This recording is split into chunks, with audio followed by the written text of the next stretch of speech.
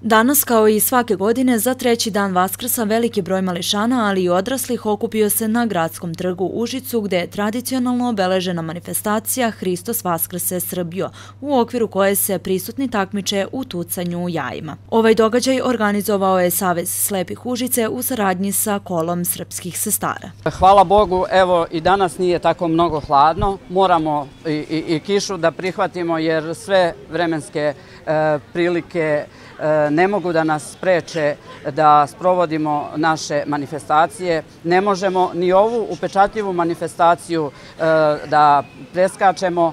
Tu smo sa decom, sa našim prijateljima iz grada, sa našim saradnicima iz invalidskih organizacija. Došla su deca iz vrtića Neven i sada će upravo krenuti takmičenje, pa ćemo posle vidjeti ko će od njih pobediti.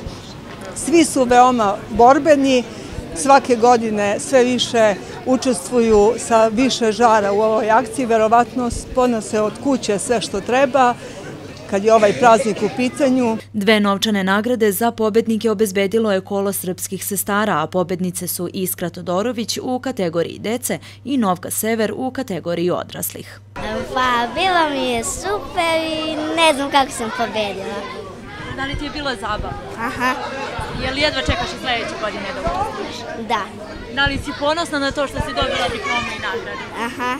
Jesam ponosna, ali to meni toliko ništa ne znači. Meni je bitno da se ova manifestacija održava i da je to prešlo u tradiciju. Ja sam samo sreća kad se dosta ljudi ovde skupi i kad mi što vidimo, koliko vidimo, možemo sve to da podržimo, da donesemo jaja u korpi, da se potrudimo, mi smo to kao navodno išarali. Meni je to najvažnije. Kao i svake godine, grad Užice podržao je ovu manifestaciju. Nažalost, vreme nam ne ide na ruku kao prethodnih godina. Prethodnih godina smo imali priliku da bude zaista lepo vreme i da ovo bude jedna od najlepših manifestacija koja se organizuje na trgu.